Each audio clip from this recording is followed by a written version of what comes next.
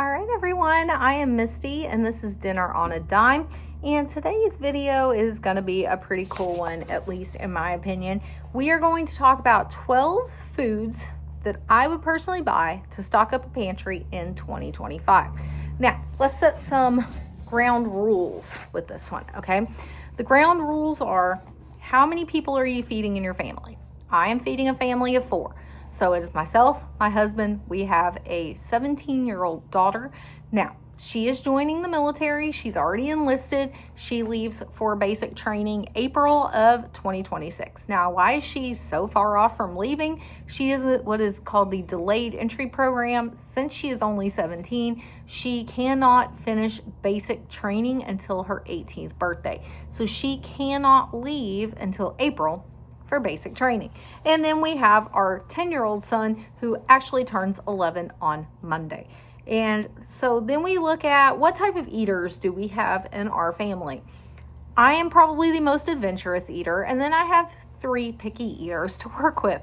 Okay, so if you have a more adventurous family, that is going to influence what you are going to buy. I have 3 very picky individuals who like to stick to routine and habit. And in fact, anytime I make a meal that I want to try, they get butthurt and they are like, why are you trying all these different foods all of a sudden? It was one meal, you guys, calm down. Now, my next rule is I want these meals to stretch across multiple meals. What does that mean? I want multi-purpose ingredients that will be good for many types of food, because sometimes I think I want to make something and then it gets to dinner time and I don't. And so I meal prep pretty far in advance, usually a couple of months in advance. And so I've already got that ingredient laid down a night before, and it can be turned into multiple things. Instead of being stuck with the meal that I had on the meal plan, if I come in and I'm really just like, I really don't want to make that, I can easily turn that into something else that I do want to make. And then my last rule for my pantry items is I want them to be cost effective, especially right now. I am not working right now for the first time in almost 9 years. And so I definitely want ingredients that are cost effective so that I am not spending any more out of pocket than I have to. All right, so let's go into the top 12 foods that I would buy to stock up a pantry in 2025 that follow my rule book, okay? Number 1 is rice. Why rice? Okay, it's got a neutral flavor and it is kid friendly. Okay, so there you go. Picky eaters, rice is an easy one to throw in there.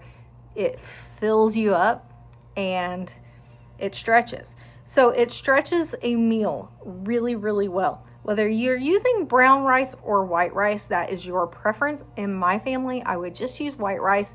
My husband and daughter, believe it or not, will eat brown rice. They're super picky eaters. They will eat brown rice, but I don't do a lot of cooking with it because it doesn't store as well for a long time. But you can make stir fry, you can make fried rice, you can add rice into burritos, you can turn it into Spanish rice, you can put it in soups, you can put it in casseroles. There is all sorts of stuff you can do with it. You can simply make it a side and put meat and gravy on top of it. It is super easy. It is also cost effective because if you buy it in bulk, it equals big savings. And so I do that. I buy a big bag of rice, I think it's like a 20-pound bag of rice. It goes into a food grade bucket with a lid on it, and then I only pull it out as I need it. Now, you will see on this channel, sometimes I do cook with the bagged rice that you just put on the stovetop. I only buy that when it is dirt cheap on sale. So don't be scared of doing that. Just watch for your sales on it so that you're making it as cost effective as possible. Okay. Number 2, pasta.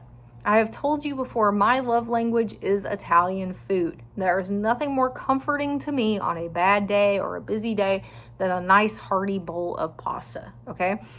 Why? It's familiar and it's comfort food. And even picky eaters can get in on it because they can help pick the shape of the pasta, okay? My son loves that. He loves to pick the shape of the pasta, and 99% we end up with bow ties because he likes the bow tie shape of pasta. Pasta is great because it stretches a meal. It can be put in lots of different baking recipes like lasagna, baked ziti, chicken spaghetti, lots of different pasta bakes. You can make mac and cheese with pasta, your noodle pasta or your shell pasta. It can go in soup. It can go in side dishes. You can make all different sorts of pasta dishes. So you can make chicken Alfredo. You can make spaghetti and meatballs. You can make lasagna soup. There are so many different things you can do with it, and it makes a quick dinner. That is my favorite, is it is quick. You only just need to boil it and then throw it in with whatever ingredients you got going on the side of it, and there you go. You got a great quick meal. Now, number 3, I'm going to say pasta sauce. Obviously, if you're going to have pasta, you should have pasta sauce or the ability to make your own. So you'd have some sort of canned tomatoes, right? But it adds an instant flavor boost, okay? I store all sorts of pasta sauces, and then what I usually do is I will use like a partial jar of like one that's flavored with garlic with a partial jar of one that's flavored with meat, and it adds just a different flavor profile to the pasta that is so good, plus sprinkling a little bit of sugar on it to cut the acidity. Oh my gosh, that is the best way to do it, is use 2 different types of pasta sauces. I promise you, for some reason it makes it so good, and it doesn't even matter which ones you're using.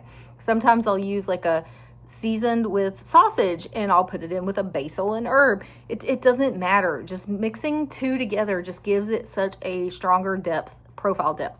Okay. It stretches meals because you can also use it as a base for chili, for stew, for casseroles. You can put it on pizza. If you don't have pizza sauce, you can use pasta sauce. And it can be customized by adding additional herbs, spices, or cheese. So if I don't quite like the taste of it, I'll add a little Italian seasoning. I'll add a little garlic, a little onion into it. I will put the Parmesan cheese on top of it. You can do a million different things with pasta and pasta sauce. It's a great way to stock up a pantry and hit you with lots of different meals and lots of different flavors. All right, number 4, canned beans. These are high in protein and high in fiber. They stretch across many meals. You can add them into tacos. So if you don't have as much meat as you would like to put into your tacos, guess what? Add beans. It will stretch it. You can put it into soups. You can put it into rice bowls. You can put it into chili. You can put it into wraps. You can take dried pinto beans. You can cook them. You can mash them. You can make bean burritos. There are all sorts of things you can do with beans. All right, they are great for picky eaters because you can mash them and add them into things like I just said. And they blend into foods really, really well. And so I like to do lots of different things. I love to make taco soup with beans. I like to add beans into my chili. Like I said, I love to make a big pot of beans, eat them like over rice or with cornbread, and then mash up beans and make them into burritos. We love beans in this house. I stock lots of different variety of beans in my pantry because it is a great ingredient to have and to throw into just about any meal. All right, number 5 is peanut butter or some sort of nut butter, okay? It doesn't have to be peanut butter. I know people that do almond butter, cashew butter, different butters, but they are high in protein, they are shelf stable, and they are kid approved. My whole family will just eat peanut butter toast. It's that simple. Most of them will eat a PB&J sandwich. Most of them will eat a peanut butter cookie. So peanut butter can be used for lots of things.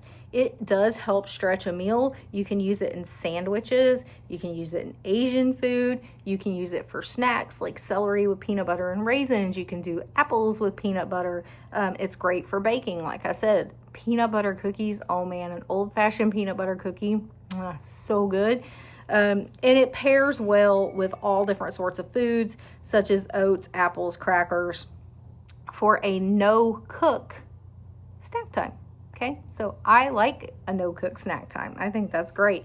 Number 6 is oats, either rolled oats or quick oats. It's up to you which one you want to stock. They are cheap, they are filling, and the best thing is you can adapt them to your taste. Does your family like products that are more sweet?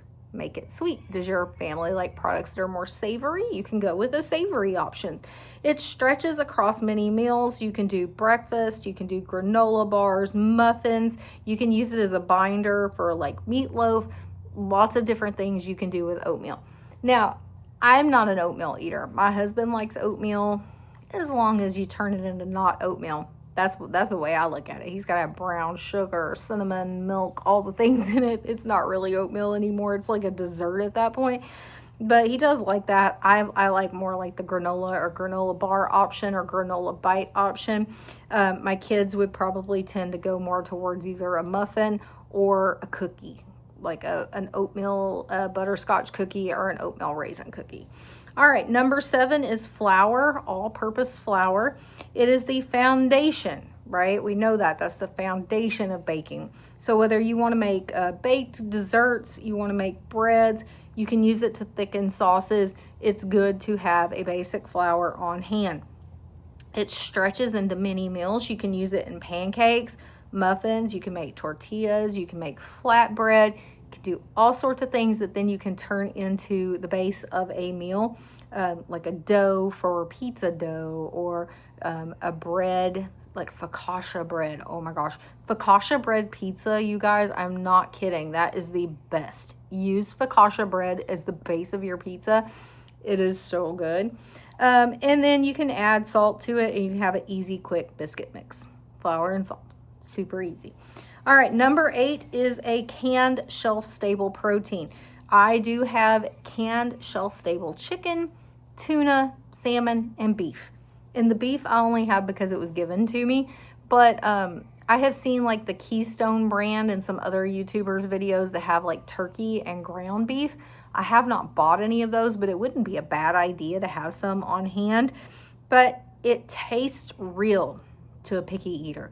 That's the best thing, is if you ever have to use them, they taste, sorry, I'm still battling this cough, guys. They taste real to a picky eater. So it doesn't feel like you're giving up the things you love for your meals. It stretches across many meals. So you can make like Spam. If you have Spam, you can make Spam sandwiches. You can use them in casseroles. I like to use the tuna in casserole. The chicken I will more use in soup or in enchiladas, actually. You can make pastas. You can make rice bowls.